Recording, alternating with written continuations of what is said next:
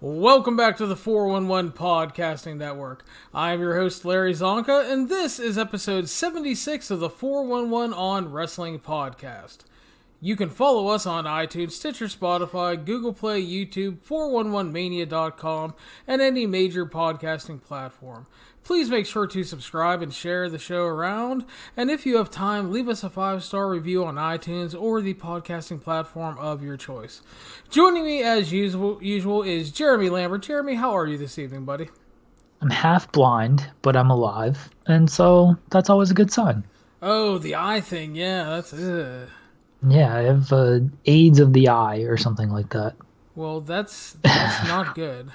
I'll be alright. I can see a little bit. Don't need to see to watch wrestling, right? Need to be an AEW referee in a tag team match. Sure. Why not? They don't see half the shit that goes on. They've gotten better about it ever since Chris Jericho called a meeting and was like, "You fuckers need to get things together." Yeah, definitely. So, yeah, it's a Wednesday night, early Thursday morning, so it's our usual AEW NXT show. But first, Jeremy, we're going to talk about just a little bit of news that happened this week. We don't always get a chance to do that, and I thought it'd be a nice little change. First of all, big news of the week here. The New Day has signed a new WWE deal, 5 years apiece at the same time. First of all, any surprises to this? No, I didn't think the New Day were going anywhere anyway. WWE's in contract signing season right now. It seems like every week someone's signing a new 3-5 year deal, whatever. I guess it's a little surprising that they all decided we're going to take the same money, but it shows some solidarity there. I don't know what the money is. I'm sure it's fantastic considering all they do for the company, but yeah, I didn't think the New Day were ever going to leave, so not surprising at all. I didn't think so either. I know a lot of people, that's the reason I asked. I saw a lot of people that were seemingly really shocked by this. Yeah, when Kofi said that, I signed a new 5-year deal, because he made the announcement on the podcast, and then a day later it was announced that Big E and Xavier did the same 5-year deals.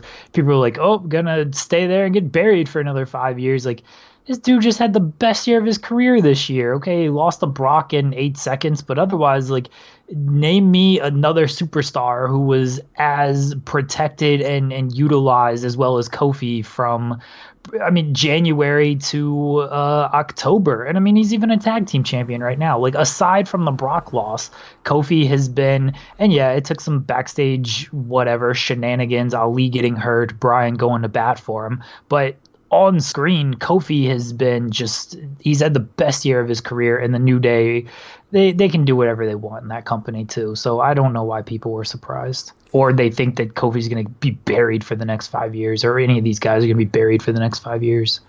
Yeah, these guys are over. They sell a shit ton of merch for the company, and as you kind of brought up, they also do a lot of things outside the company as far as promotional work and all that stuff. So, obviously, on WWE's part, very smart to lock them up. And New Day, hey, apparently they are very happy working together, and that goes a long way. And like you said, too, I'm sure the money is great. Because, no offense, but, like, if fucking J-Brones like Jinder and Mojo are getting $500,000, I'm sure New Day is getting paid well. Plus, they have all that merch money and stuff. Not surprised at all, especially in terms of Kofi, because... Again, to your point, he just came off of a great year, and the fact is, let's not paint it with roses and shit. Kofi's getting older; he's in his late 30s. WWE is going to be there; it's always going to be there. They have so much money with these TV deals. Sure, maybe in the back of his mind, he's thinking, maybe I could go to AEW, maybe I could do something. But then also in the back of his mind, he's going, I have a wife and, 3 kids? And AEW, God bless it, it could end next year. You don't know. You just don't know. So he's staying with his friends. He seems really happy. He's probably getting paid well. No surprise to me at all. I was surprised by the people that were actually really surprised about it. I didn't think there was a big rumor or groundswell that these guys were going anywhere. I mean, we didn't know when their contracts were up either. So usually we know this stuff like when contracts are up, and then you hear we could be going to this place, like when AJ's contract or Randy Orton kind of promoted that stuff on his own to leverage for a better deal. Here's the thing people like gotta understand about WWE and AEW. Like, okay, is AEW going to offer more creative freedom and maybe more creative fulfillment and maybe similar money? Like, I don't know what they're paying Moxley, but I would assume he's getting paid similar money to potentially a little less to what WWE was offering him. And obviously they offer the creative freedom that WWE wasn't going to, and he can go to New Japan and he got to work some indies and stuff as well. Yes, AEW can offer that stuff, and like that's great for a lot of guys. There's also a lot of guys, especially the older guys, like the Ortons, like the like New Day, to where WWE offers just an entire, and I hate to use this term, like they offer an entire universe almost. And what I mean by that is, like, you know, Kofi gets to travel to Ghana and he's like hugely, you know, he gets to go home to Ghana and he's like hugely hero, popular. Man. Yeah, like he's not getting that in AEW. Like he's not going to be as well known. Look at Xavier's YouTube channel. He launches Up, Up, Down, Down. It has 2 million subscribers. And it's not hitting 2 million subscribers if he doesn't have that WWE force behind him. And okay, like, yeah, AEW is popular on YouTube. Do you know how many subscribers Being the Elite has? I'm asking you, Larry. What's that? Do you know how many subscribers Being the Elite has? I don't know. Probably a couple 100,000 at most. 400,000, okay, which isn't bad, but it's not 2 million. Like, and Being the Elite has been around forever, and they're on TNT and stuff now. Like Up, Up, Down, Down hasn't been around as long as Being the Elite, I don't believe. And like, this is what WWE can offer you. It just offers you so many opportunities that they're just outside of wrestling that AEW just doesn't, they don't have that kind of, like, they don't have that kind of footprint. And it's tough to believe that they'll ever get that kind of footprint because they're, 50 years behind. So like when guys want to stay in WWE, it's not just, oh, well, they're going to be used poorly, they're going to be buried, whatever. Like, okay, maybe, but not everyone is thinking like, hey, I'm just going to go out here and like I just want to have fun wrestling. Like, these guys are having fun, they're hanging out, they're best friends. And not everyone just wants to think, oh, I got to be creative fulfilled with wrestling. Other people are thinking like, hey, I want to go to Ghana. I want to do these radio appearances. I want to get into movies, on TV, do my YouTube stream stuff, this and that. And that's why WWE can, like, that's what they offer compared to every other company in the world. Exactly. So, yeah, I was just so surprised. It's apparently like a lot of people thought they might leave. And I was just like, never thought that at all. Like, I don't know. Those people are weird. So we'll move on. Marty Scurll. We talked about Marty. Obviously, he showed up at the NWA pay-per-view. He is a free agent now, but he did work the ROH show on Sunday. And apparently gave a big post-match interview and made it sound like he's sticking around for a while. A lot of rumors about Marty, obviously. We talked about him extensively throughout the year here. A lot of speculation that he's eventually AEW bound, but there's a lot of people that also think that he's going to play out the free agent thing for a while, and he's going to stick with ROH and do some NWA and other things. So I think that's what he's going to do. I don't think he's going to lock into anything right away, Jeremy, or at least not for a good while. Your thoughts? If he was going to lock into something, he would have been locked into something. We saw him show up at Into the Fire. I'm sure you saw the promo that he did on Power. Yep. Like we talked about when he showed up on the post Into the Fire review. Like, it seems like they're going to be building towards an Aldis Marty match, and we speculated that maybe they're running that pay-per-view in January because they didn't know how long they were going to have Marty for. And like, I don't know if you read the Power spoilers, but Marty was not on those spoilers, and those spoilers take you all the way up to Hard Times. And like if they're building towards an Aldis Marty match on that one, it doesn't seem like it's going to happen unless they're going to build towards it by using just video packages where they're not even like face to face. Marty's not cutting live promos in front of the audience or anything like that. So it seems like they're playing a longer game, which would indicate they think Marty is going to be a free agent for a while. ROH, as you said, I guess he cut a post show promo. But I think the biggest thing is if he did that, then that says a lot. Even if he didn't, like they didn't book like some angle that made you believe that Marty was leaving. They booked they booked Rush's new stable, and he's confronting Villain Enterprises, and Marty's out there with Villain Enterprises. Like there was no we're kicking Marty out to get a new leader or anything like that. It made you believe that, hey, this guy's gonna be around for a little while and we're gonna let this play out. So yeah, Cody, he made the comments where Marty's gonna do what he's gonna do and stuff. He was very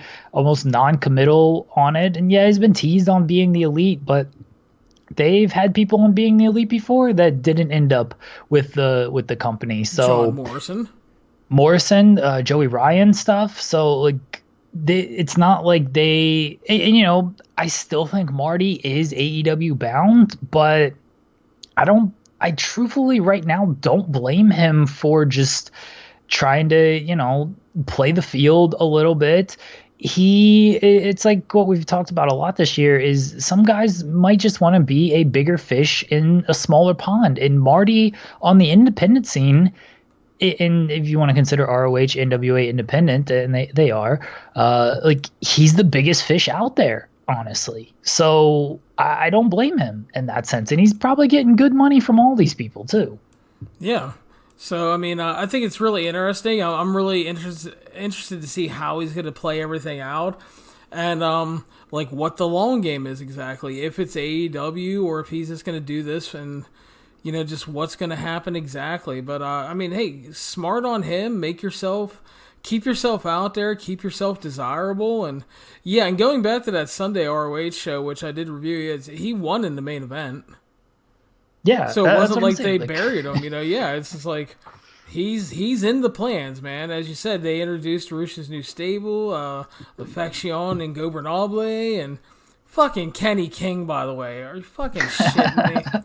I saw that and I was like, oh my god, all these people they got to choose from, and that's who they put in the stable. I swear to God, ROH and NWA read my ideas and said, these are good ideas. We're just going to put other people in them. Yeah. They really did. So, and speaking of that, we're to keep with the NWA. One thing you said after the Into the Fire stuff was that one thing that is kind of taking you out of the NWA product was the fact that Nick Aldis did not have a clearly defined / heel face dynamic to his character. And I don't know if you were just kind of foreshadowing or if it was fortuitous timing or they were listening, Jeremy. Nick Aldis now has a direction and a persona.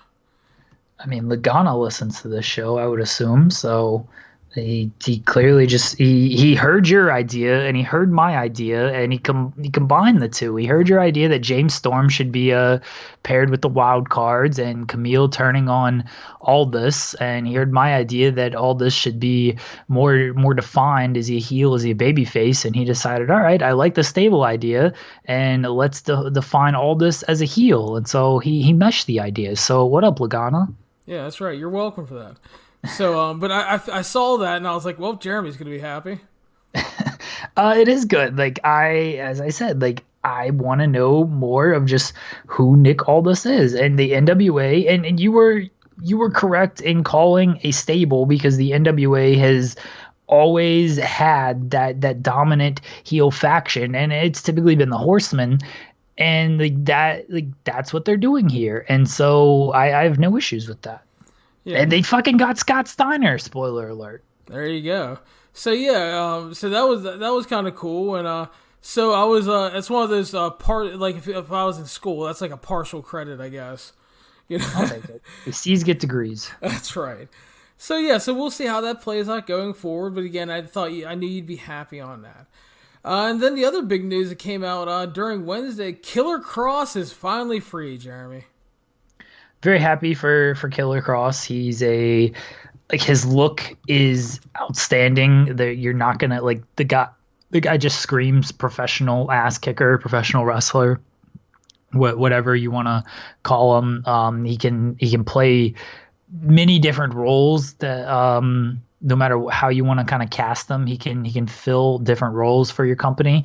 And the battle with Impact was just so unnecessary, and it did ice him for pretty much this entire year, which sucked. At least the second half of the year, which sucks. But I'm glad he's free. Yeah. So from what I can tell, the big speculation is Kross to NXT right now. Scarlett's there. Yeah. I think he does an indie run just because I think he's been on ice for so long that I almost think he wants to kind of remind everybody like who he is and what he can do. Like you go to NXT right now, they'll use him. They'll use him probably pretty quickly. But at the same time, like there's a lot of people in NXT who like aren't getting used weekly because they just have so much talent. And you run that risk. Like I think Kross is just he's been out for so long he did the Los Ingobernables with AAA. So I don't know if they're shooting that kind of angle if he's not sticking around for at least a couple of months. My guess, and I have no insight, is he does an indie run through WrestleMania and then he signs with NXT. Maybe he's in the crowd at TakeOver or something. Yeah. On top of the Scarlett factor too, there have been rumors for a while that WWE was interested in him anyway. So I could very much see that.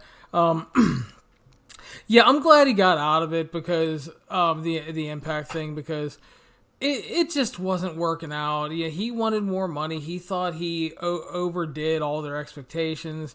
They didn't want to pay him more because he was locked into a deal. I can get both sides. I do think it was kind of shitty to ice him for like 6 months like they did.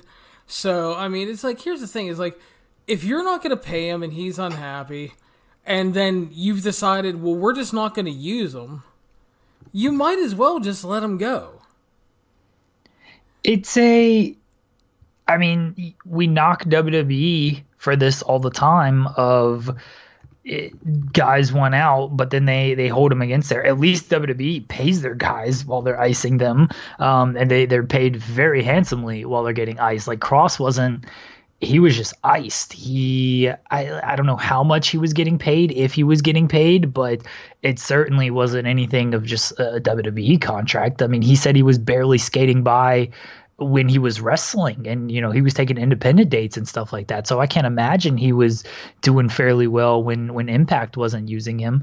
So yeah, it was a shitty thing for Impact to do, honestly. If either pay him, renegotiate somehow, or if you're not going to, then just release him and let the guy make a living. That's what they did with Scarlett, because she had kind of the same complaints, and they decided to let her go. But with Kross, I guess they just decided to be a little bit more petty with it. Yeah. So, I'm happy for the guy. I would not be opposed to him having locking into a little indie run here, knocking off the rust, getting the love back, and then going wherever he's going to go. Which, again, it kind of seems like NXT, according to all the rumors going around. So I'm sure we will find out, and it probably won't take too long to do so. Yeah, I would imagine he gets picked up fairly quickly. And again, I think he does an indie run. I think we see him in MLW. Maybe we'll see him at like a GCW event. I think he wants to work Bloodsport in April, because he worked the last one and he was really excited about that. He has his own promotion in Vegas as well. So he's not going to be hurting for bookings. Exactly. And a last thing here, and unfortunately I cannot give deep details on it, but I had sources reach out to me, Jeremy, and probably in the next couple days, it looks like some big ROH news is going to drop. Okay. I don't know what that is. So Yeah, it was totally off the record. Can't burn the source. But looks like something kind of big is going to break out of ROH, and I can't get into any more details. I hate to do that. I don't want to be a dick about it, but gotta respect the off the record thing, and it'll probably get a lot of talk when it comes out. So I'll talk to you off air. I might know what it is, but yeah, tell me off air because I don't know. So that'll get us back into our weekly... Larry just out here dropping teases and now pissing everybody I know. People are going to fucking hate me. I hate to do it, but yeah, I was allowed to give that much out. Okay. So we'll get back into the regular Wednesday now. AEW Dynamite, December 18th, 2019, Jeremy. We started off with the Lucha Bros versus Kenny Omega and Adam Page in tag team action, kicking off our show. The Lucha Bros defeated Kenny Omega and Adam Page at 17:50 via pin. Your thoughts, good sir? The right winners, because we have the whole ordeal with Omega and Page not being friends. The match was good. It's, you give these guys 18 minutes. It's tough for them to have a bad match. I like the finish because Page accidentally hit Omega with the buckshot, and that led to the package pile driver stomp combo. So I like that there's still a little bit of dissension there and everything, and Page just not being, I guess, mentally right with the Elite and stuff. Commentary was a little annoying because, Jim Ross is always kind of annoying, but they've been pounding for weeks, like, oh, Adam Page, he left the Elite, and then here they kind of like made it seem like he's still in the Elite, and it was a little confusing on that end because he kept talking about how, they're still friends, they're traveling, they've been buddies for a long time. Page, I think even Excalibur is like, Page is in the Elite, he's part of the Elite. So that was annoying. Phoenix looked pissed off after the match. I don't know if they screwed something up, but he didn't seem happy. He had like an awkward spot at one point. It wasn't like a full-out botch, but I think he was more pissed at himself, probably. Yeah, it didn't seem like he was mad about anything that went wrong. I think Phoenix, to me, and I don't know this, but he seems like a guy that can be hard on himself if he doesn't hit everything perfectly. And there's nothing wrong with that, but he does a lot of flippy stuff, and 9 times out of 10, this guy is crisp on everything he does. But with this one, I guess he messed something up, and he wasn't too happy with himself. Yeah, he does a lot of ambitious shit too. It's like, and that has to be like really precise when he does it. So, I think he was just more pissed at himself. I thought it was a very good match. A hot way to start off the show. They had a great crowd for this. Match was just really good. Again, like you said, I agree. Right winners here. They continued to play off the Kenny and Page issues and the possible Hangman Page heel turn. So I liked that a lot, and I liked that they didn't bitch out on the finish and actually had Kenny lose. Yeah, I mean, Kenny losing is fine. I don't know if he's taken a tag loss before. I feel like he has. Like, I've given up on this records mattering stuff, though. Well, I'm not even so much concerned about the records. I'm just saying, like, normally Kenny would be the super protected guy out of him and Page. Yeah, I guess so. Yeah, I agree with that. Yeah. And then we got a post-match angle where Kenny and Hangman Page were arguing. Pac appeared on the screen. Once his rematch, he was walking through the back, and he went into a room with Michael Nakazawa to presumably kill him. To do something with him. I don't know if he's going to kill him or what, but he's going to do something. Kenny headed to the back. The Lucha Bros cut him off, laid him out. Page ran them off, and then this was stupid. Yeah, and then we saw Darby Allin skateboarding through the backstage area. This was dumb because, one, it happened like a picture-in-picture with commercials. Like, don't shoot an angle during the commercial stuff. And then, all right, fine, Kenny is looking for him and whatnot. And like that's good. He cares about his friend. I just assume Pac stole his baby oil, and then Michael Nakazawa got pissed, and then he ran after him. But then like the Lucha Bros attack him, and then Hangman just like comes up, and the Lucha Bros just like back away. Like, dude, it's still 2-on-1. Like, look, I like the Lucha Bros. I don't care about them in AEW. Like, they're good wrestlers.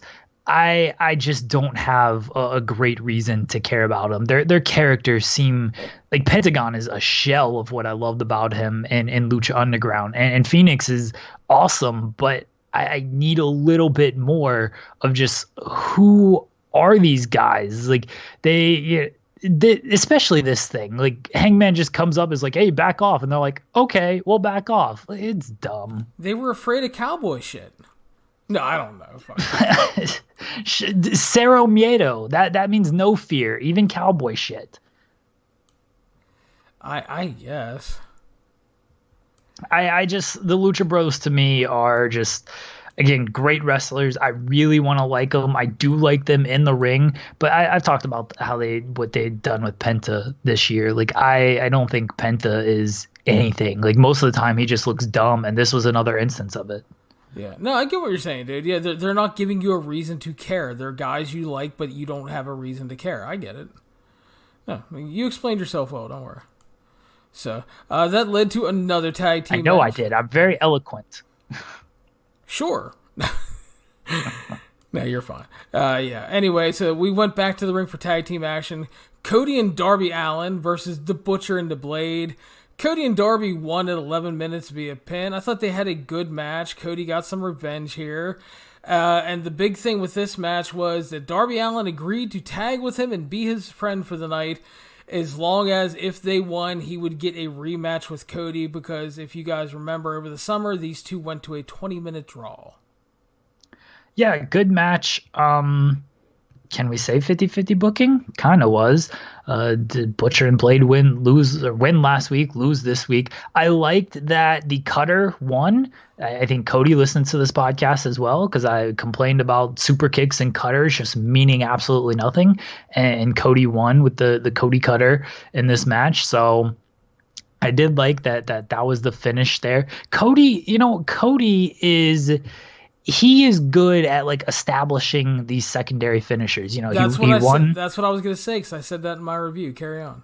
Yeah, he won with the Cody cutter. He won with I guess he just like got his knees up on Sammy Guevara and pinned him. I feel like he won a match with a disaster kick as well, some squash match. He won with that, and obviously he has the crosswords as well. Like Cody is doing a very good job of just making it seem like, hey, I've got all these secondary moves that if I hit it, it could be the end of the match. And with everybody else, you don't feel like that. So kudos. I keep saying this, and because it's true, at least in my mind, I love everything Cody does in AEW. Like everything. I cannot say like a bad word about anything Cody has done. There's some stuff where I'm just like, all right, I'll give it a chance. I don't know. But anything Cody does it just completely hits with me. So kudos to him. Yeah, I wrote in my review, I love that he's getting over alternate finishes. Yeah, he beat Sammy with a small package after he got the knees up. The jobber match was a figure 4, actually. I remember that one. And then he used the big Cody cutter here. So, I love dudes that have an alternate finish. It's like with Pac, because, like, he can finish somebody with the Black Arrow. But then he introduced a brutalizer, so he has the alternate submission finish. And I like when wrestlers have that like alternate finish. I really do.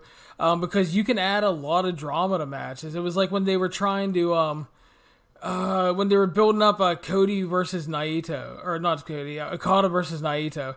And Okada started using the Cobra Clutch. And the reason they were doing that was for an alternate finish, but also because that was a great move to counter into a Destino. So you were trying to add another element of drama to that match. And I appreciate little things like that. And I wish generally in wrestling more people would do that.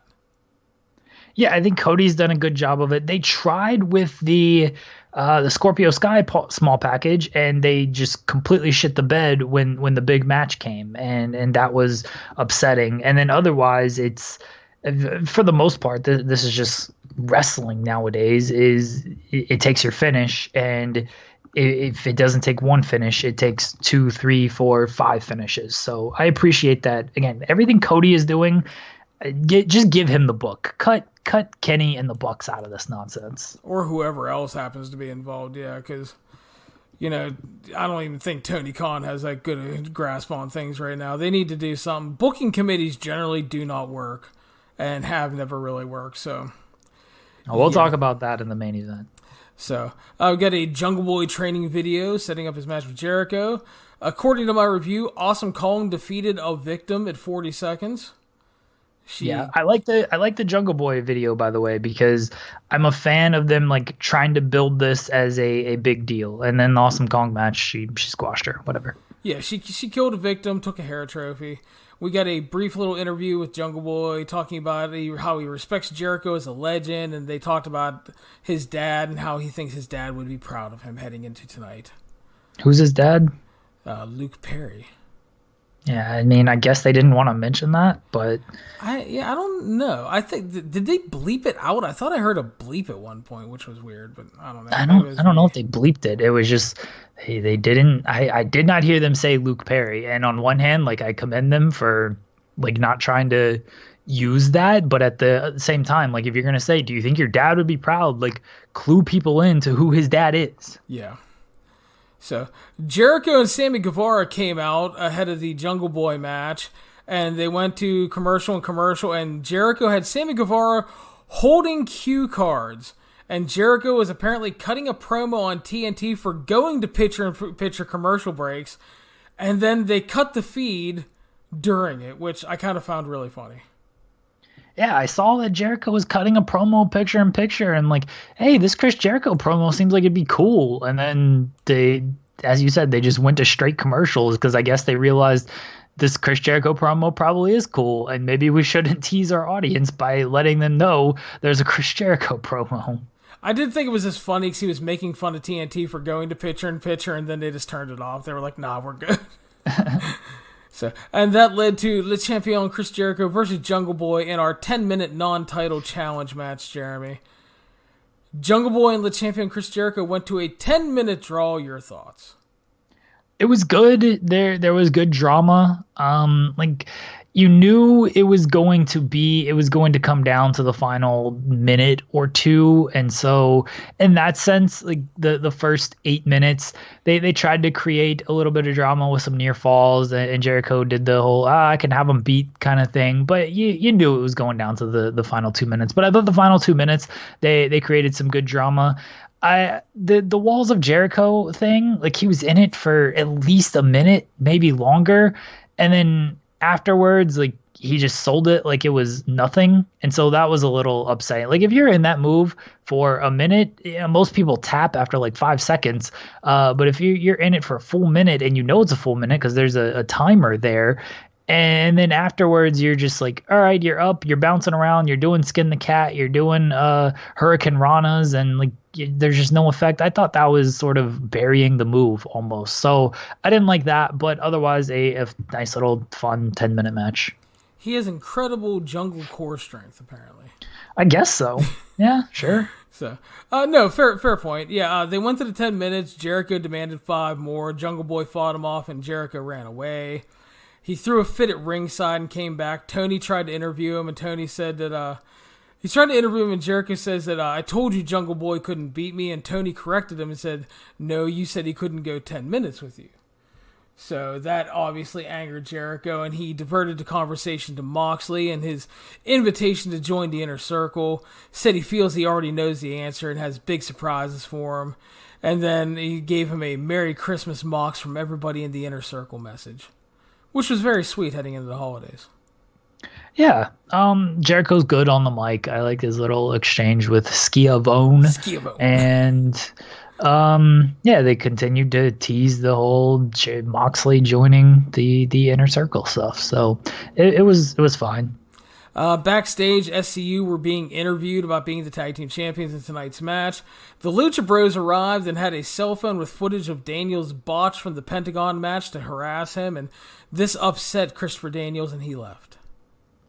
Again, like, what are the Lucha Brothers doing? They just come around with cell phones now, and it's like, haha, look at you botch this move. You want to talk about your theory? I guess, I don't know if there's much more to talk about, but you dropped the theory that the move might not have been botched, and people are praising this angle for hey, they're following up on it really well. Like they're turning the botch into a storyline. And I feel like that leads more credence to your theory that maybe he did this on purpose. Yeah, I mean, again, I brought it up that, Daniels did that in TNA when he was working AJ Styles as a way to fake him out.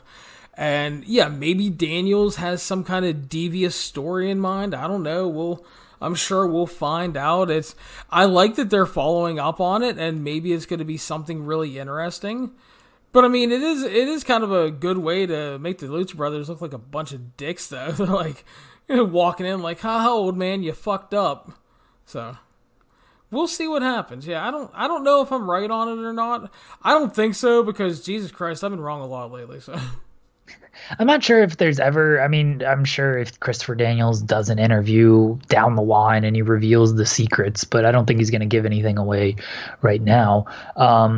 But yeah, I don't know if we'll ever get like a firm answer. But either way, either they've turned this botch into a story, which I can appreciate that they're trying to do something with it, or he did do it on purpose, and they're creating, that's how they've created this story. And again, I can appreciate that this is a good story to tell, assuming it's going to all come back around. And Christopher Daniels has this doubt about himself right now, and I guess that's the story that they're telling. So I think either way, they've created a good story, whether it was on purpose or not. yeah. And it is an easy story to tell, because he was the one that got taken out of the tag title tournament due to injury. And then his buddies went on to win the titles, and they're finding success, and Scorpio Sky even got a title shot, and Christopher Daniels is just their buddy hanging out with them. Yeah. So he's sad. All right, back to the ring. Number 1 contenders match for the women's title.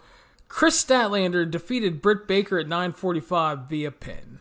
I thought they had a good match. Thought they worked really hard. The one thing I do appreciate is they obviously tried with Britt Baker early on, and I think they realized that it wasn't clicking, so they decided to move on for now, which I appreciate. So it was a good match. I like Statlander getting a title shot, but in the end, it felt completely flat due to the post-match crap with Brandy Rhodes and her whole Nightmare Collective bullshit. I can't get into it. I don't think it worked with Baker early, because all they could do was tell us she's a fucking dentist. Like, they gave us nothing else with her. And so, like, I think that's why it didn't click with Baker. That, let's be honest, her matches weren't bad, but they weren't really good either. No, they weren't. And that certainly was an issue. But yeah, I'm with you there, but I still think there is potential in Britt Baker. Oh, no, there is, but I mean, I think it was smart to move on though right now.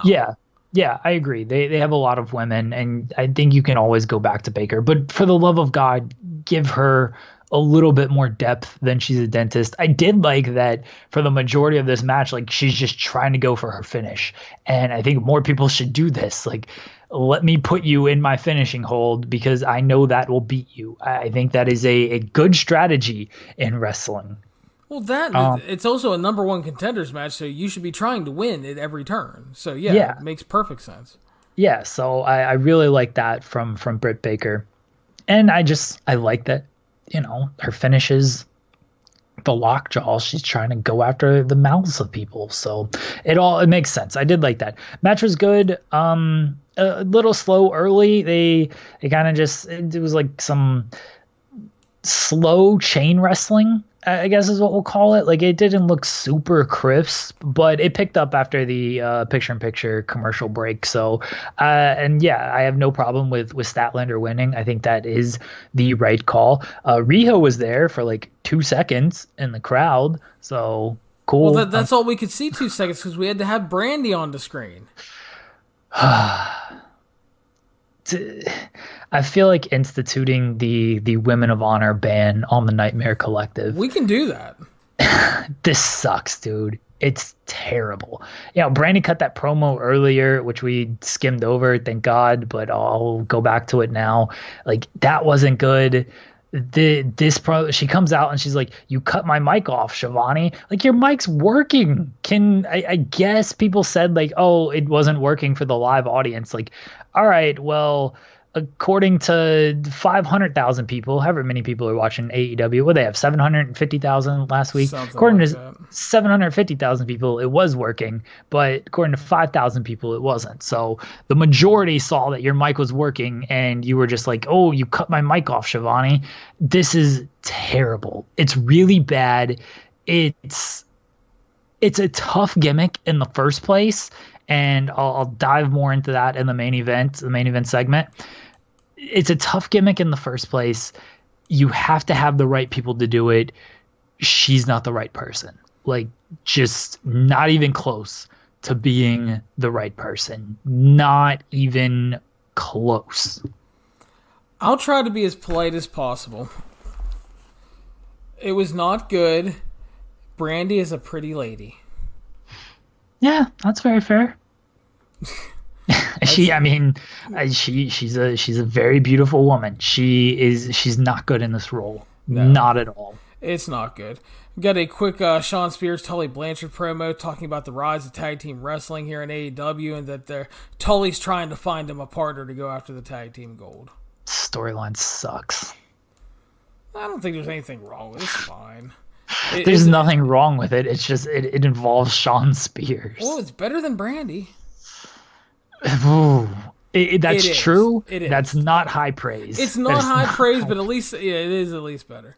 We've got a big Young Bucks video pack. It's talking about the importance of tag team wrestling in the company, as well as their failure to prove that they were the best tag team in all of wrestling. They're best friends with SCU. They're even going to have Christmas together, but tonight's their time, and they hope that there's no jealousy at Christmas when they're sitting at the table with their new tag team titles out for everybody to see. Okay, here's what I don't like. And that's them constantly telling me how much tag team wrestling is important. I don't like it when WWE is like, "Oh, making history with the women, first time ever, blah, blah, blah, blah, blah." Like, just let it be. Like, I see that tag team wrestling is important in AEW. I see them main eventing every week. It's great. I think it's awesome. You're putting on great matches. Don't constantly tell me like tag team wrestling, because it's just annoying to me. And we got this in back-to-back segments because Sean Spears is saying it, and then they do this Young Bucks video. It's a turnoff to me.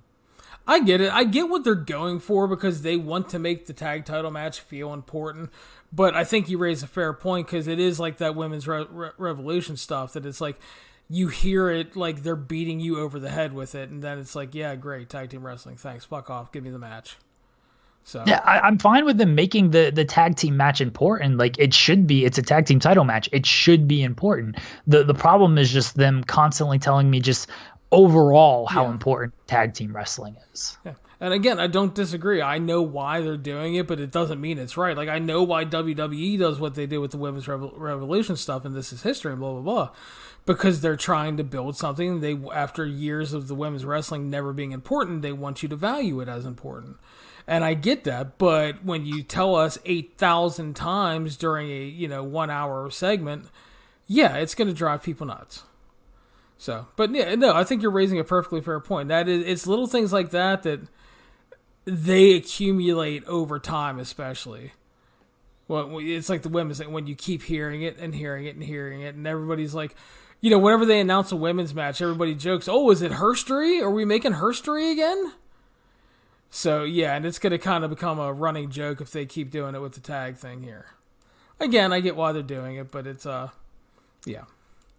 And if you're going to tell me this stuff is important, don't have your tag team opener go almost twice as long as your tag team main event. Yeah, I mean, that's very valid criticism. Like, this is the championship match. I'm not saying, like, the main event should always be the longest match, but, we'll set up the match, and then I'll get more into it. Yeah, so... it probably should have been, though, to play into the post-match angle even better if you think about it. Because, the tag title match was like 7 minutes lighter than the opener. So the main event champions, SCU, defending against the Young Bucks. SCU won at 10:25 via pin.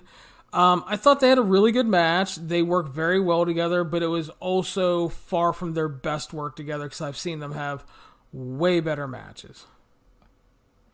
Yeah, and this is part of my issue is they got 10 minutes. And okay, they can have a good 10-minute match. They did have a good 10-minute match. But it's your main event for your tag team titles. I feel like it should be longer. It should certainly be longer than your opener. But I think, and I don't know if this is true or not, I think they wanted that opener to go long because it was commercial free. It was up against Cole and Balor. And I feel like they almost just wanted it to be like, all right, we're going to have this banger of a match too. Don't tune out of our match to go watch their match. And look, they can say they're not counter programming. Both of these companies are counter programming. I don't care what either of them says. They are. So that's what it came off to as me. This match should have been longer. You can't cut the Awesome Kong thing. Like, was her squashing somebody super necessary? You know what I mean? Like, I don't think it was. You can't cut something. And granted, that's only, it's a 40-second match. But when you talk about the entrances, the Brandy, the post match with stuff, like you can cut that and you can give this more time. You can cut the Cody match a little bit if you need to. You can certainly cut your opening match. That again, it doesn't need to go 7-8 minutes longer than your main event. Even them out, your main event should go longer. It's the title match. Like, it should have been a longer match. And maybe who's sick? Nick was sick last week.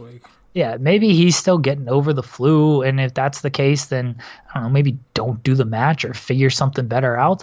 But the match, it didn't feel as important as I felt it should have, and part of the reason was it was a shorter. It was short. And with AEW especially, like, they got to hit that 10 o'clock mark. So if you see them in the ring at quarter till and the match isn't starting until quarter till, you're like, all right, this match is 15 minutes or less. You know that right off the bat. Yeah. So post-match, the Dark Order arrived, and Evil Uno was wearing a spiffy suit and said they were here not for an attack but for an initiation. A bunch of creepers surrounded the ring, including Alex Reynolds and John Silver, who they had been recruiting. They attack SCU and the Bucks and start laying them out. Daniels arrived. He got laid out. Kenny arrived. He got laid out. Cody and Dustin arrived. They got their ass beat.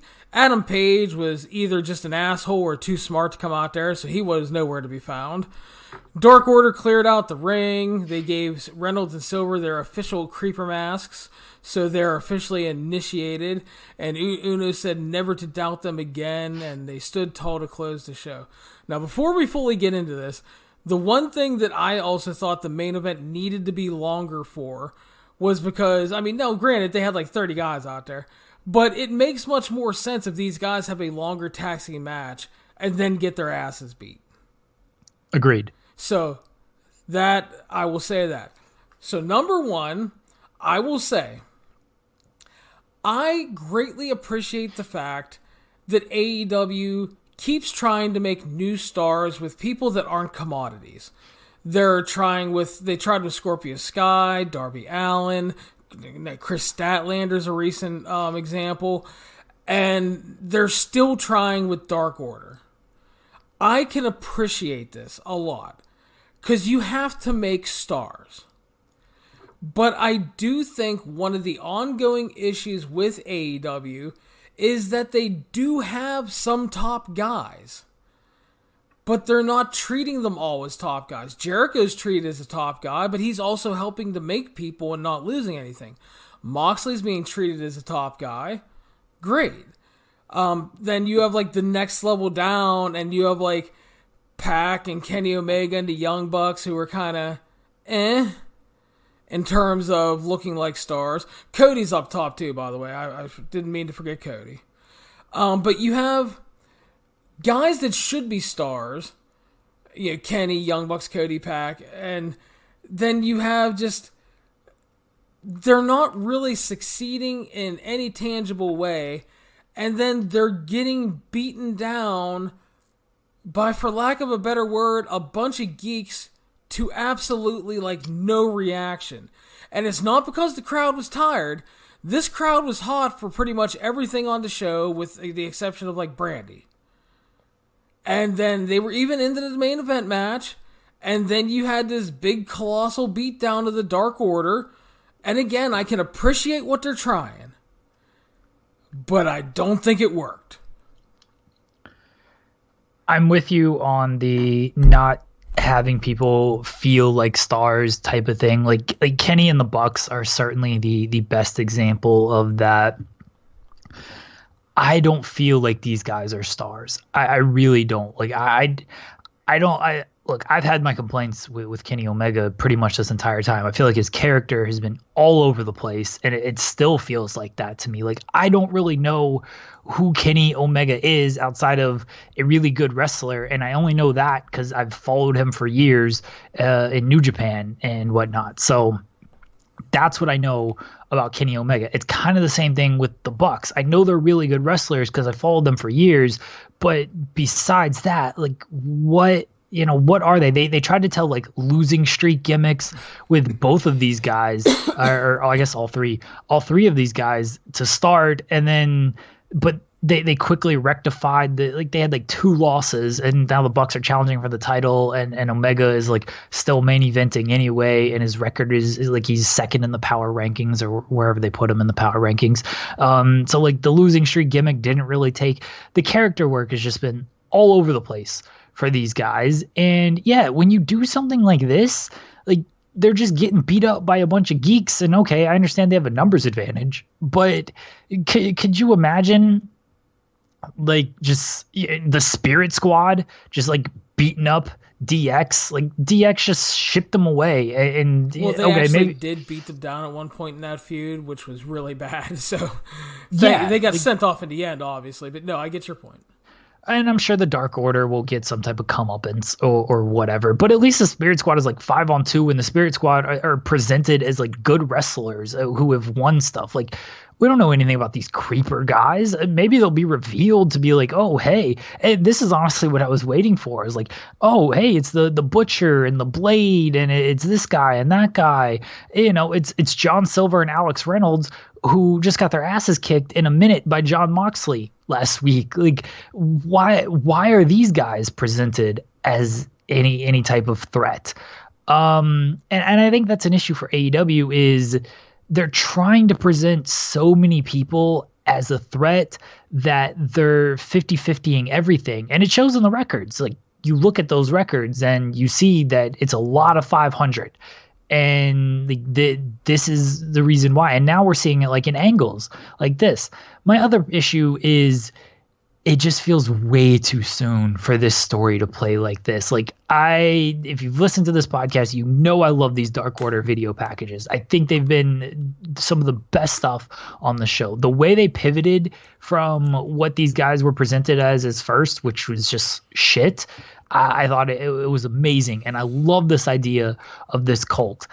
It feels just way too soon for them to like be on TV, and here's Reynolds and Silver. Like they've done what, maybe 2 video packages with them. Like, we didn't see them like go to any type of a meeting type thing. Like it just appeared on they were in their hotel room and they saw the video thing. Maybe they did stuff on Being the Elite. Maybe they did stuff on Dark.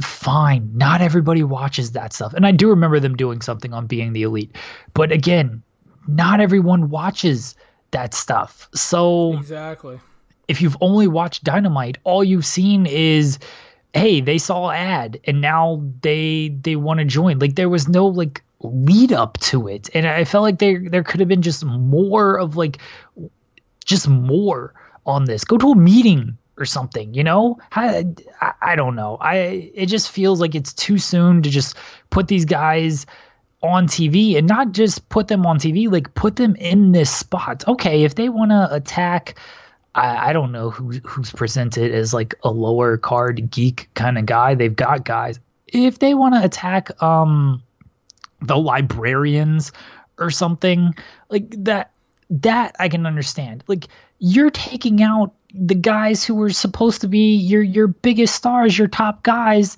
and you're taking them out with two guys in Grayson and Uno who can't win matches, Silver and Reynolds who have been complete jobbers, and attack the Best Friends. That was right there for them. They did that earlier, and the Best Friends, like when Orange Cassidy made his debut, he took what.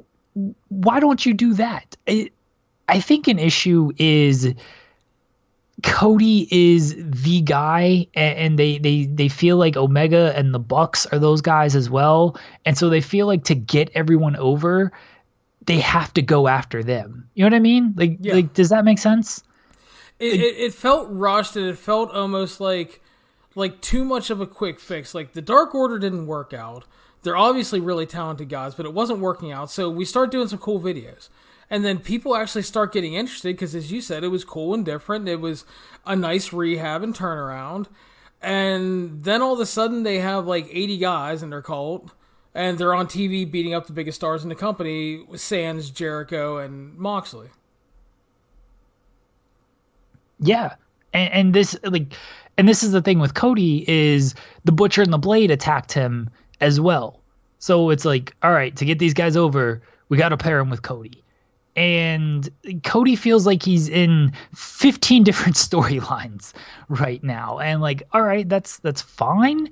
I can appreciate them trying to thread different things together, but nobody was helping. These guys weren't helping Cody when he was getting attacked. Why is he helping them right now? I guess he's just a better friend, which, kudos to him for being a better friend. But Cody is, he's dealing with MJF. He's got his thread going with Darby as well. Now he's involved with the Dark Order stuff. Maybe he's still involved with the Butcher and the Blade. I don't know where that's going. Like, that's at least 3 concrete threads that he's in right now. It could be even 4. And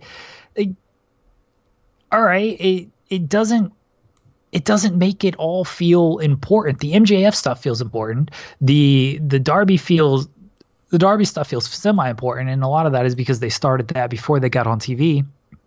The Butcher and the Blade stuff feels weak, and this stuff feels kind of weak too. And on the Colt, like I said, Brandy's not the person to pull it off. I do like Evil Uno as like a mouthpiece for this. I think he came across very well here, especially with his cool suit, and like he stood out from the rest of these guys. He felt like a villain, like a villainous guy who is leading this cult to attack people. So I think he plays that role way better than Brandy.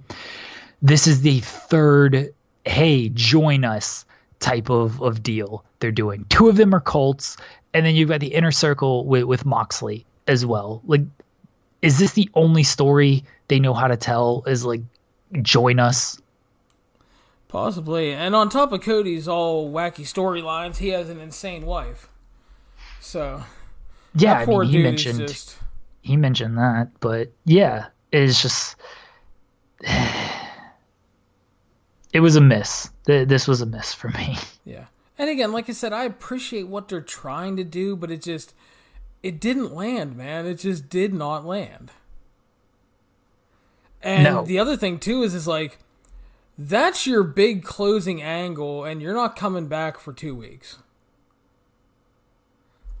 Yeah, and this is the. And in 2 weeks, this is once again they're threading Cody in all these storylines. Like, Cody has a match with Darby, and then MJF is supposed to do the stipulations on, whatever his stipulations are going to be, and then maybe we'll get follow up on this as well. So it's just, I'm not saying dumb down your storylines, because I don't think wrestling fans need to be spoon-fed so much. Like, I do think they can handle some stuff, but we're also in a society where everyone can only pay attention to one thing at a time. Fair enough. So that'll wrap Dynamite. We will move on now to NXT, also for December 18th, 2019, Jeremy. We started off with Adam Cole and Finn Balor for the NXT Championship. Adam Cole defeats Finn Balor 15-15 via pin when Johnny Gargano arrived, distracted Balor, and Cole hit a low blow in the last shot for the win. So he sneaks out with the title. I thought they had a great opening match. The crowd was really into this, which always helps. They worked really well together. I thought Balor really really brought his A game. And honestly, the Gargano distraction, which can kind of be like an annoying thing, I actually thought it played well because it allows Cole to sneak away with the championship without beating Balor clean, and it also continues the feud with Balor. Your thoughts, sir? Yeah, the match was fantastic. I really loved this match. I have no issues with the distraction finish because in this instance, it certainly worked. There's a lot of stuff where it just feels, okay, we're just trying to advance things. Hey, these guys are feuding. This worked because we haven't seen Gargano in a while. Balor took him out, and now here's Gargano making his return and to cost him, the NXT championship. And even though Gargano wants the NXT title and he doesn't, he has no reason to help Adam Cole, but, this guy fucked him out of paydays, I guess, if you want to say that. But he put him on the sideline for months. He made him miss matches and stuff, and maybe not months, but a few weeks. And he made him miss matches and stuff. And so, yeah, why wouldn't he come back at this moment to screw him out of the NXT title? So I thought the finish worked excellently. I like that Adam Cole, it wasn't even, let me just roll you up off of the distraction and stuff. It's, let me fucking low blow you and then hit you with my finish as well. So it worked even better because it wasn't just shitty roll up distraction finish. And everything before the finish was great as well. So not only a good match, but storytelling that made sense. Yeah, I think the only argument you can make against the Gargano thing is just to play devil's advocate. Why wouldn't he want Balor to win? Because he wants to kick Balor's ass and then try to get the title from him. Just to play devil's advocate. Yeah, that makes sense. I can see that. But again, I think you can flip that and just say, he doesn't want Balor to win because Balor screwed him over here. So he wants to screw him over. I think that's an easier argument than, he wants Balor, because there's no guarantee Balor's going to win if he hits that finish right there, and he's not going to help Balor. So fair enough. So and Gargano gave him some chair shots after the match. Finn Balor ran away. So this feud will continue as we all that match is gonna fucking rule, by the way. Oh yeah.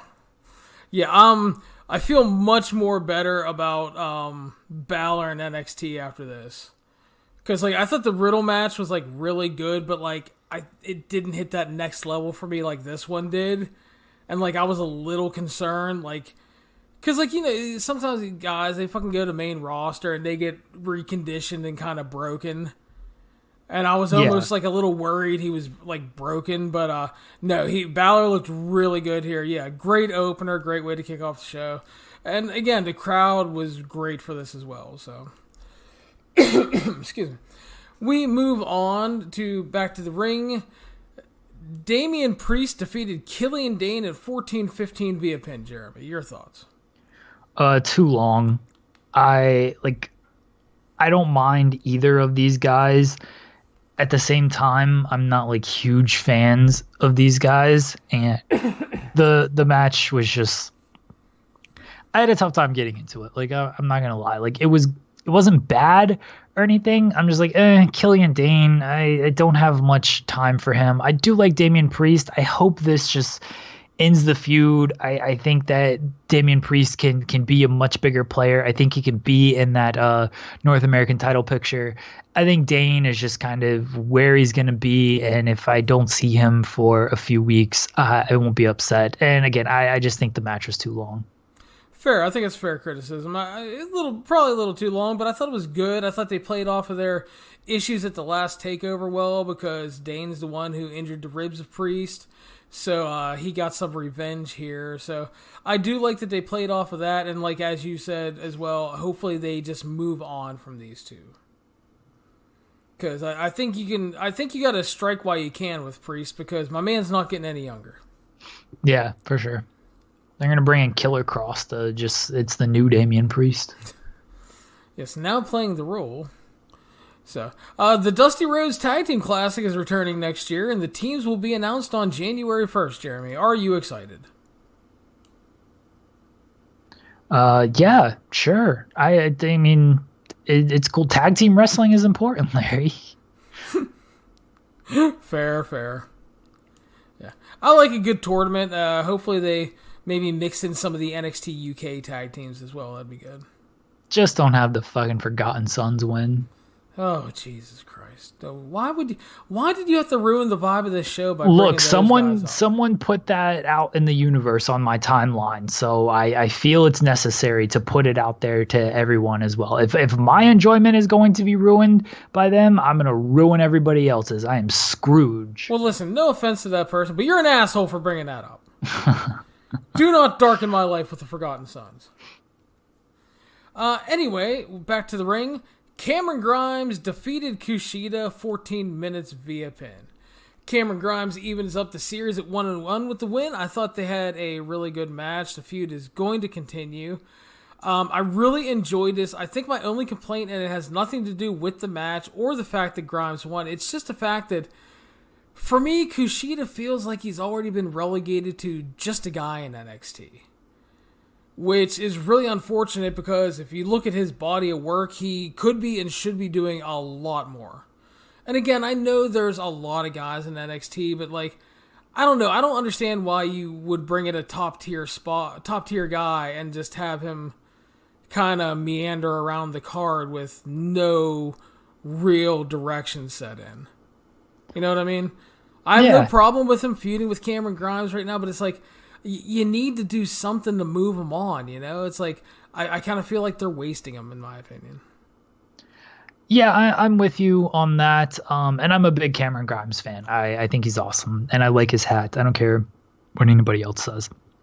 So, I don't have an issue with Cameron Grimes winning, but I hear you on the Kushida thing because it doesn't feel like he is a big deal at all. He's a guy. He's a good wrestler. He's got a cool gimmick. But he doesn't stand out like you would hope that someone like him would stand out, or that you would expect him to stand out when they signed him. I think he can certainly be doing more than they're the Walter stuff seemed like it was going to be good, but then he got hurt, and I think the injury is, you know how WWE is with that stuff. If you get hurt, you get knocked down a peg. And it almost feels like that happened with Kushida. He got hurt, and they were like, "All right, we don't know if we can trust you right now, so we gotta knock you down a peg, and now you gotta prove that you can stay healthy, and maybe we'll give you that role back." And I hope that didn't happen to Kushida, but that's what it feels like. I think that's kind of a fair assumption because that is kind of how WWE works. It's just kind of disappointing, and I think it's just because I watched so many years of great Kushida matches, and I was really hoping he'd come in and be a player and work, because there's so many guys he can work with and have great matches with and do cool stuff with. And, and again, I'm not trying to knock Cameron Grimes. I like Cameron Grimes as well, but it's just if you told me, when you signed Kushida, the biggest thing he's really going to do is close out the year feuding with Trevor Lee, I would have thought, okay, well, those would probably be cool matches, but is that it? And that's kind of the feeling I have. I mean, they're cool matches. It was really good. I enjoyed it, but I just think Kushida's a guy you should do more with. So again, nothing against young Cameron there. They had a very good match. I liked it. So we will move on. Io Shirai defeated, Santana Garrett in a very solid 4-minute match. Obviously the right winner, and the good news was Santana Garrett looked a lot better here than she did in her NXT debut against Tainara, which was not good at all. Yeah, I don't think Santana Garrett is bad. She's certainly been around for a little while. I mean, Io is certainly much better than Tainara as well. So they had a fine little, what was it, 4 minutes? They had a fine little 4-minute match. Yeah, no complaints here. And Io basically destroying people with ease is always good. Yeah. Got a Worlds Collide video package, which led us to a Worlds Collide preview match. Pete Dunne defeating Travis Banks 10:55 via pin. Jeremy, your thoughts? I like this match. Travis Banks has been pretty impressive in his couple of NXT matches here, so I think he seems better off in NXT than he does in NXT. I don't know what he was doing in NXT UK, but he's doing well in NXT, and I like Pete Dunne. I just don't know what they're doing with Pete Dunne right now. One, yeah. Yeah, it's just okay. Where are you going with Pete Dunne? And so I guess we'll find out. But they had a good match. I didn't have an issue with it. Yeah, I thought it was really good. I thought it was a lot of fun and served as a nice preview for Worlds Collide. And Banks got to look really good before losing to Pete, so that's always a positive. I mean, it's fine if you're going to lose, but you don't have to look like a total J-Bro, which he didn't. So I appreciate that. I'm interested in what they're going to do with Worlds Collide. Like, are they doing champions versus champions matches? Like, how's this going to work? I don't know if that's the smartest call, if that's what they want to do. I hope not. I hope they try to make it feel kind of different than like a bootleg Survivor Series, I guess, for lack of a better term, Yeah. Bootleg Survivor Series is exactly what it would come off. Brand supremacy. And I mean, so far we're still. I've got like 3-4 weeks before the event can really or before the event happens. Like, at least so far they haven't really hit you with the brand supremacy nonsense for Worlds Collide, and hopefully again they don't do that, because I think the issue with that is, okay, if you're doing Adam Cole and Walter, like, one, you're building it in 3 weeks, and two, like, Adam Cole has so much going on right now that like it just seems very short-sighted to just do this match on like 3 weeks build just because you're doing a Worlds Collide pay-per-view. Like, give me Walter against like Damian Priest or somebody. Damian Priest is an NXT guy. Give me Adam Cole against, I don't fucking watch NXT UK. I get Tyler Bate though. Give me Adam Cole and Tyler Bate, damn it. Yeah, or I mean, if you want to avoid doing the straight up champion versus champion, give me Undisputed Era versus Imperium. Sure, I'd be fine with that. Yeah, you could. There's a lot of stuff you could do, and hopefully hopefully it gets planned out well, and like we kind of joked about, we don't get bootleg Survivor Series. Yeah, because there is definitely a lot of talent to use on both shows.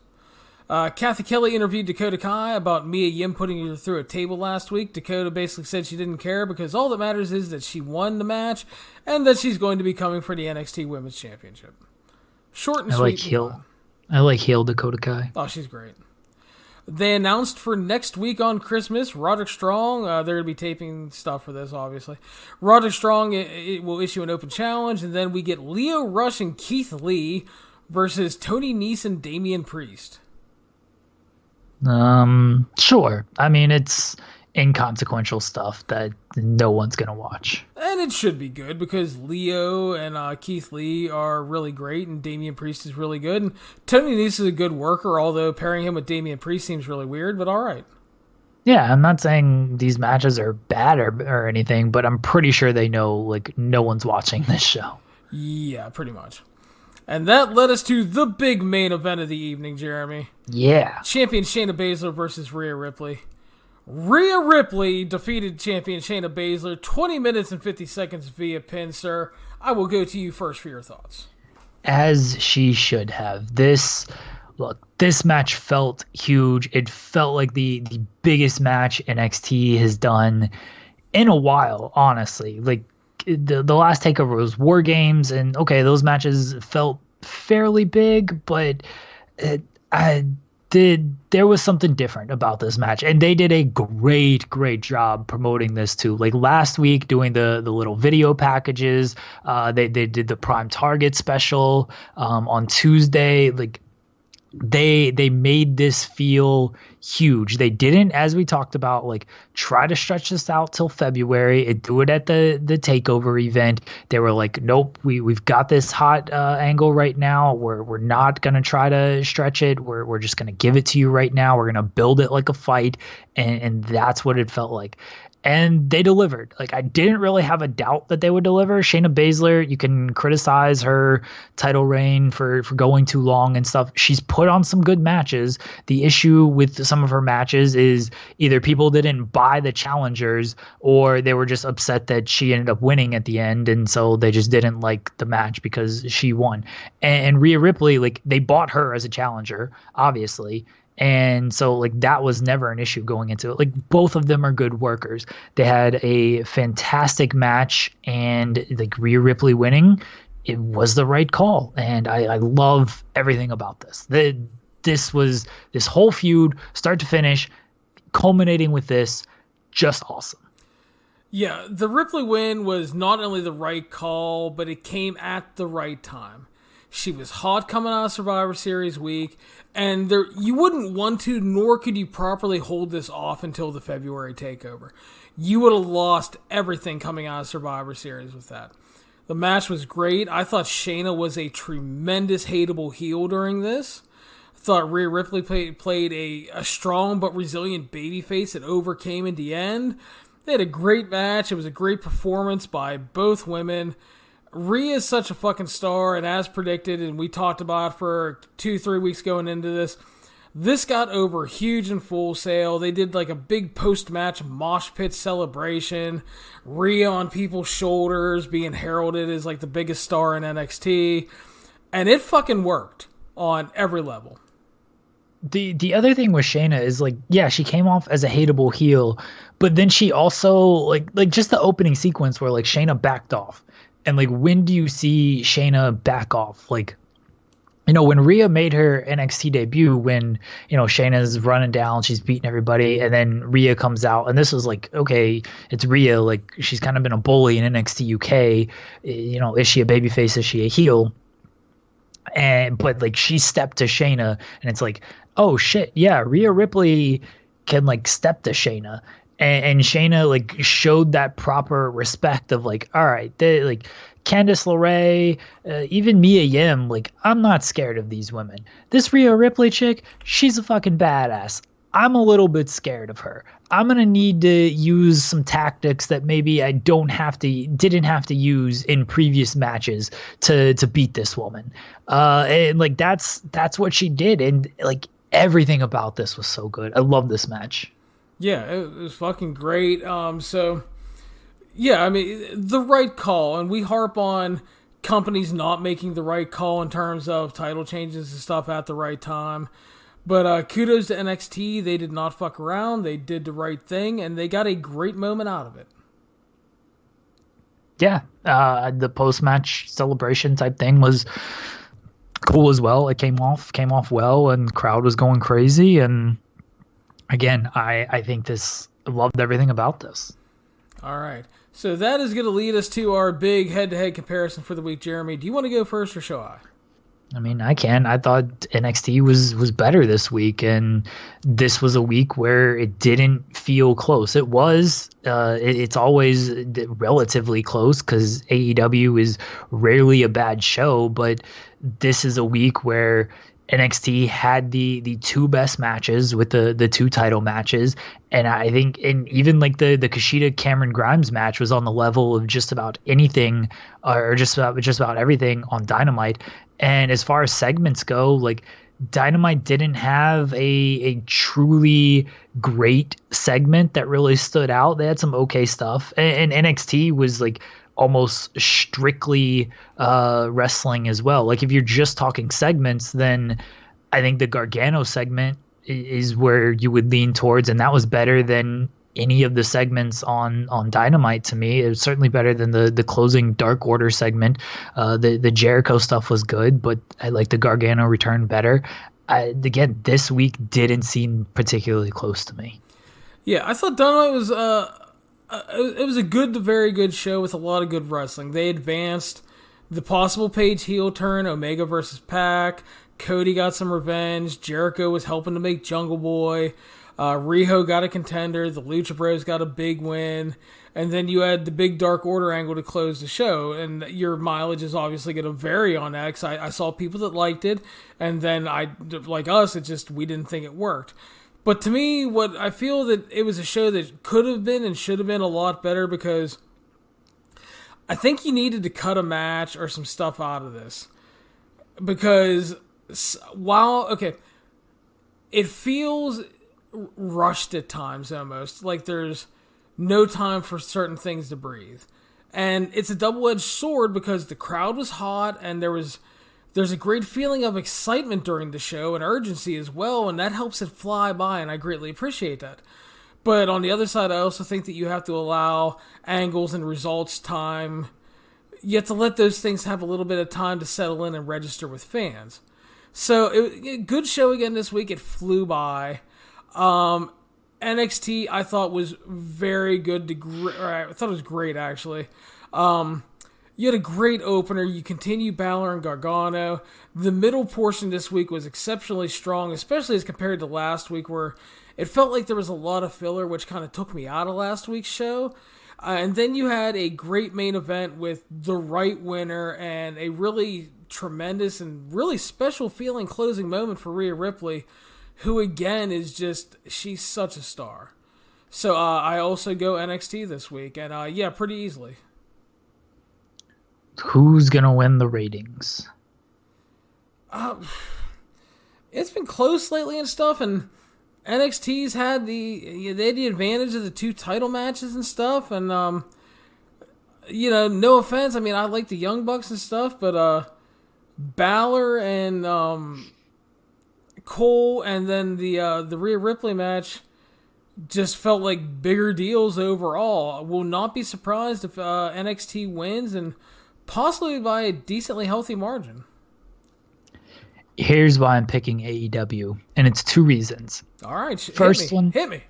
First one is NXT hasn't beaten AEW unless they tied last week, and I think that was a very good sign for the viewership. I should say. I'm not sure NXT is catching AEW in the 18 to 48 demographic right now, but viewership, because it seems like that's what everyone wants to focus on. One, they haven't beaten them unless it was they had the WWE superstars, and then they had the Thanksgiving thing, and then last week it was a tie. So they just haven't. NXT hasn't proven that they can win, like under normal circumstances. So that's my one reason. My second one is the impeachment stuff. The old people are going to be watching the shit out of all the impeachment stuff, and the younger people aren't going to care as much. They might follow it on Twitter or something, but they're going to have wrestling on. So I think the impeachment fallout and verdict with Trump actually hurts NXT more, because their demographic does skew older, and the older people are more likely to have on Fox News or CNN or whatever. And so that's my big, because I think the impeachment fallout stuff is going to crush both of these companies in the ratings, and that means it will do well in 18 to 49 as well, because that's where it's listed as. But I think that overall hurts NXT more, because the older people are going to care about that more. That's a great point. I wasn't even thinking about that tonight. I wasn't thinking about the other competition. So well, that's going to really make for interesting numbers then, probably. I'm really curious now to see how it shakes out tomorrow. I mean, once I tweeted it, and the impeachment stuff is gonna hurt both companies, but I think it hurts NXT slightly more, and that's why I'm leaning towards AEW. But I think the viewership for this week isn't going to be great, because this is a big deal. The president got impeached. Like, this is people are going to finally learn what impeach means. He's not out of office. He's still in office. It's just a mark against him. But it's still a very big deal. And I would imagine it got, like when Raw has to go up against debates or anything like that, like it typically gets slaughtered on those nights. Even like the presidential address, like it'll get slaughtered on that night. And this is just as big of a deal as a debate or an address. And I think both of these companies are not going to fare too well. That's a good point, man. I was not even thinking about that. So yeah, really interesting. Get out of your wrestling bubble, Larry. Well, I was busy. I was trying to eat dinner with my family before I had to review 4 hours of shows and then talk with you for 2 hours. Get out of your bubble, buddy. There's real world politics going on. Yeah, well, I know there's real world politics going on because it's been fucking ruining my soap opera watching. Yeah, I hear you.